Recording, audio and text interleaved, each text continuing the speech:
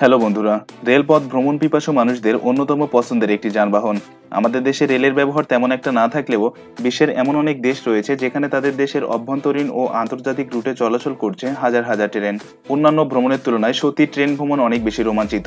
তাই তো হাজার হাজার মানুষ মুখিয়ে থাকে তাদের এই ভ্রমণটাকে সুন্দরভাবে উপভোগ করার জন্য। তবে সেটি যদি হয় অ্যাডভেঞ্চার প্রিয় মানুষদের জন্য তাহলে তো কথাই নেই। তাই আমাদের আজকের ভিডিওতে থাকছে এমন কিছু ভয়ানক ও দুর্গম রেলপথ যেটি অ্যাডভেঞ্চার প্রিয় মানুষদের চরম সাহসের পরীক্ষা নিতে বাধ্য। আর আপনিও যদি নিজেকে সাহসী মনে করেন তাহলে ভিডিওটি শেষ পর্যন্ত দেখা চ্যালেঞ্জ নিতে পারেন। তো সবাইকে পুরো ভিডিও দেখা স্বাগত জানিয়ে শুরু করছি আজকের এপিসোড। মিনামি আসো জাপান। বন্ধুরা, এই ব্রিজটি জাপান সরকার তৈরি করেছিল 1928 সালে। এই ব্রিজটি মূলত জাপান সরকার নির্মাণ করেছিল অভ্যন্তরীণ মালামাল পরিবহনের জন্য। কিন্তু জাপানে এত বেশি ভূমিকম্প হয় 2016 সালের দিকে এক ভূমিকম্পে এই ব্রিজের অনেক ক্ষতি হয়েছিল। তারপর থেকে কিছুটা অংশ চলাচলের জন্য বন্ধ করে দেওয়া হয়, তবে এর বাকি অংশ টুরিস্টদের জন্য খুলে দেওয়া হয়েছিল। তবে আপনিও যদি চান এই সুন্দর মনোরম জায়গাটি ভ্রমণ করতে পারেন। 30 মিনিটের জন্য এই জায়গাটি ভ্রমণ করার জন্য আপনাকে গুনতে হবে প্রায় $1400 মতো। যদিও জায়গাটি অনেক বিপজ্জনক, তবুও এখানে একটা টিকিট পাওয়ার জন্য আপনাকে লম্বা লাইনে দাঁড়াতে হবে। তবে কিছু মানুষ রয়েছে যারা তাদের সাহসিকতাকে অন্য এক লেভেলে নিয়ে গিয়েছে। সেক্ষেত্রে আপনিও যদি ভয়কে জয় করতে চান তাহলে আপনি অবশ্যই একবার আপনার সাহসের পরীক্ষা দিতে পারেন। তবে ভয়ের কোনো কারণ নেই। যখন আপনি এখানে যাবেন তখন আপনি নিজের ইচ্ছামতো যেখানে সেখানে চলতে পারবেন না। সেখানে একজন টুরিস্ট গাইডার থাকবে, আপনাকে অবশ্যই তার নিয়ম মেনে চলতে হবে। আর যখন এখানে বিভিন্ন স্টেশন ট্রেন থামবে তখন আপনি জাপানের বিভিন্ন পুরনো কালচার সম্পর্কে জানতে পারবেন গাইডারের থেকে। পবন ব্রিজ। এটি মূলত তামিলনাড়ুর রামেশ্বরকে চেন্নাইয়ের সাথে সংযুক্ত করেছে। 1911 সালে এটির কনস্ট্রাকশনের কাজ শুরু হলে 4 বছর পর 1915 সালে জনসম্মুখে এটি মুক্ত করে দেওয়া হয়। আর এটি ছিল তৎকালীন সময়ে ভারতের প্রথম কোনো সমুদ্র সেতু। ভয়ের ব্যাপার হলো যখন এই সমুদ্রের মাঝ দিয়ে ট্রেন যায় তখন মনে হয় আসলে এই বিশাল সমুদ্রের মাঝে আমরা কতটা নগণ্য। সাধারণত ব্রিজ পানি থেকে অনেক উপরে থাকে, কিন্তু এক্ষেত্রে এটি পানির অনেক কাছে থাকে, যা আপনাকে আরো বেশি ভয়কে কাছ থেকে দেখার সুযোগ করে দিবে। তবে সব থেকে বেশি ভয়ঙ্কর হয়ে ওঠে যখন বন্যা বা সমুদ্রে জলোচ্ছ্বাসের সৃষ্টি হয়। তখন ট্রেনের উপর পানি এমনভাবে আছড়ে পড়ে মনে হয় ট্রেন পানির নিচে চলে যাবে, যা আসলে আপনাকে চরম অভিজ্ঞতার সাক্ষী বানিয়ে ছাড়বে। আর এই ব্রিজের বয়স 100 বছর অতিক্রম করেছে, তাই ঝুঁকি তো থাকছেই। দ্য কিমান ব্রিজ, সাউথ আফ্রিকা। এটি দক্ষিণ আফ্রিকার প্রথম কোনো বাঁকানো সেতু, যেটি তৈরি হয়েছিল কিমান নদীর উপর।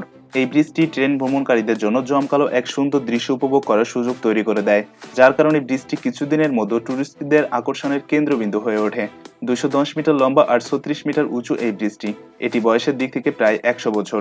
আর এই ব্রিজের বাঁকগুলো গতির সময় এত বেশি ভয়ঙ্কর হয়ে ওঠে যে আপনার এটা মনে হবে এই বুঝি ট্রেন ব্রিজ থেকে নিচে পড়ে যাবে, যার কারণে মানুষের কাছে এর জনপ্রিয়তা এত বেশি। সবাই চায় অন্তত একবার হলেও এই ভয়ঙ্কর সুন্দর দৃশ্য উপভোগ করার। তবে এটি সাধারণ হার্টের মানুষের কাছে অনেক বেশি টেরিফাইং হলেও অ্যাডভেঞ্চার প্রিয় মানুষদের জন্য এটি অনেক বেশি enjoyable. Death railway. Death railway থাইল্যান্ডের ইতিহাসের এক ভয়াবহ অংশ। এই ব্রিজটি থাইল্যান্ড ও মায়ানমারের মধ্যে সংযোগ স্থাপন করেছে। দ্বিতীয় বিশ্বযুদ্ধের সময় জাপানি সেনাবাহিনী দক্ষিণ পূর্ব এশিয়ায় এসেছিল এবং কয়েক হাজার দক্ষ ও স্বাস্থ্যবান মানুষদেরকে যুদ্ধবন্দী হিসেবে জমা করেছিল, যারা পরবর্তীকালে তাদের যুদ্ধ প্রচেষ্টা সমর্থন করার জন্য শ্রমিক হিসেবে ব্যবহৃত হয়েছিল। এটি যখন তৈরি করা হয়েছিল তখন অসহনীয় গরম ও বর্ষা মানুষকে জর্জরিত করে তুলেছিল। এছাড়া জাপানি ও কোরিয়ান প্রহরীদের নিয়মিত মারধর, বেশিরভাগ ক্লান্তি, আমাশয়, সংক্রমণ এবং অপুষ্টিজনিত কারণে মারা গিয়েছিল। ধারণা করা হয় নির্মাণ কাজ শুরু হওয়ার 1942-43 সালের মধ্যে প্রায় 1 বছরে 1 লক্ষাধিক মানুষ মারা গিয়েছিল। পরবর্তীতে নির্মাণ কাজ চলাকালীন সময়ে আরো অনেক বেশি মানুষ মৃত্যুবরণ করেছিল। আর এত মানুষের মৃত্যুর কারণে পরবর্তীতে এর নাম দেওয়া হয়েছিল ডেথ রেলওয়ে। সাল্টা পোলভরিল্লো। বন্ধুরা, এটি আর্জেন্টিনায় অবস্থিত। এটি আর্জেন্টিনার খুবই বিখ্যাত একটি রেলওয়ে। এই রেলওয়েটি তৈরি হতে প্রায় 27 বছর সময় লেগে গিয়েছিল। আর এই রেলওয়েতে প্রায় 13টি আকর্ষণীয় ব্রিজ রয়েছে। আর এই ব্রিজগুলোর জন্য এই জায়গাটি দর্শনার্থীদের কাছে খুবই জনপ্রিয় একটি জায়গা। আশ্চর্যজনকভাবে এটি সমুদ্রপৃষ্ঠ থেকে প্রায় 4200 মিটার উপরে অবস্থান করছে। এটিকে মেঘের ট্রেনও বলা হয়। এর এত বেশি উচ্চতা আর সরু রাস্তার পাশ আপনি এর নিচটা সম্পূর্ণ দেখতে পাবেন, যেটি আপনার শরীর হিম করে দিতে পারে। এটি আর্জেন্টিনা ও চিলির বর্ডারের সাথে সংযুক্ত। বিশ্বের 5ম দীর্ঘতম ব্রিজ এটি। ব্যবসায়িক ও অর্থনৈতিক কাজে লাগানোর জন্য ব্রিজটি নির্মাণ করা হয়েছিল। তবে এর উচ্চতার কারণে এটি মানুষের কাছে এখন খুবই জনপ্রিয়। আর আপনি যদি সামান্য উঁচু স্থানে অবস্থান করতেও ভয় পান তাহলে কোনো মতেই এটি আপনার জন্য নয়, কারণ এর জানালা দিয়ে বাইরে তাকালে মনে হয় আপনি এরোপ্লেনের জানলা দিয়ে বাইরে তাকিয়ে আছেন। তবে আপনি যদি এরোপ্লেনের মজা ট্রেনে নিতে চান তাহলে আপনি এখানে ঘুরে আসতে পারেন। চিকুবাং ব্রিজ, ইন্দোনেশিয়া।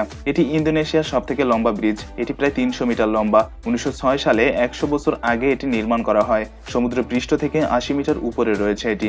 আপনি যখন নিচে তাকাবেন কোনো কিছুই আপনি স্পষ্ট দেখতে পাবেন না। ভ্রমণপ্রিয় সাহসী মানুষদের জন্য এটি উপভোগ্য, কিন্তু সাধারণ মানুষ যারা কখনো এসব পরিস্থিতির সামনে আসেনি তাদের পাকস্থলী পর্যন্ত মুড়িয়ে উঠবে এই দৃশ্য দেখার পর। সাধারণত যারা অ্যাডভেঞ্চার করে বেড়ায়, বনে জঙ্গলে ঘুরে বেড়ায়, তারা নিজেদেরকে সাহসের এক চূড়ান্ত লেভেলে নিয়ে যেতে সবসময় মুখিয়ে থাকে। এসব মানুষ এমন কিছু ঝুঁকির সম্মুখীন হয় সাধারণ মানুষ সেটি কল্পনাও ভাবতে পারে না। আর তাই তো তারাই এসব ভয়ঙ্কর সুন্দর দৃশ্য উপভোগের আসল হিরো। ডেভিলস নোজ ইকুয়েডর, এই রেলপথটি মূলত পাহাড় কেটে বানানো হয়েছে। পাহাড়ের পাশ দিয়ে এমন ভাবে এটি বানানো হয়েছে আপনি যখন ট্রেনে বসে থাকবেন তখন 1000 মিটার পাহাড়ের খাদ আপনি দেখতে পাবেন। আর এই পাহাড়ি পথটি এতটাই আঁকাবাঁকা, ট্রেন প্রত্যেকটা বাঁক নেওয়ার সময় প্রতিবার আপনাকে কাঁপিয়ে তুলবে। এটি সমুদ্র পৃষ্ঠ থেকে 3000 মিটার উঁচুতে নির্মাণ করা হয়েছে।